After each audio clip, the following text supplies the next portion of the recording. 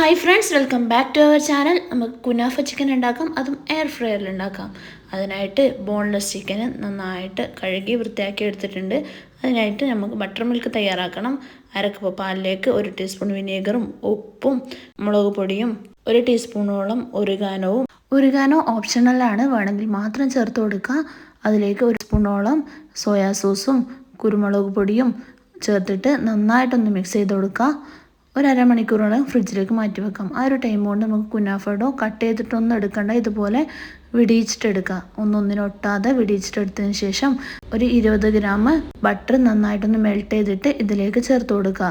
എല്ലാ ഭാഗത്തേക്കും എത്തുന്നേരം നന്നായിട്ടൊന്ന് മിക്സ് ചെയ്ത് കൊടുക്കുക. ഇനി ഒരു ട്രേ എടുത്തിട്ട് അതിന് മുകളിൽ ഇതുപോലെ നന്നായിട്ടൊന്ന് പരത്തി വെക്കുക. അതിലേക്ക് നമ്മൾ നേരത്തെ മാരിനേറ്റ് ചെയ്ത് വെച്ച ചിക്കന് വെച്ചതിന് ശേഷം ഇതുപോലെ നന്നായിട്ട് പ്രസ് ചെയ്തിട്ട് ടൈറ്റായിട്ടൊന്ന് ചുറ്റിക്കൊടുക്കുക.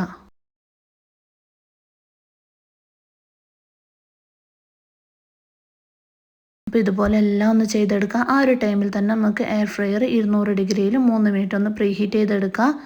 ഇനി ഇതിലേക്ക് നമ്മൾ ചിക്കൻ വെച്ച് കൊടുത്തതിന് ശേഷം അതിൽ ചിക്കൻ്റെ ഓപ്ഷൻ തിരഞ്ഞെടുക്കുക. ഞാൻ 185 ഡിഗ്രിയിൽ 15 മിനിറ്റാണ് വെച്ചിട്ടുള്ളത്.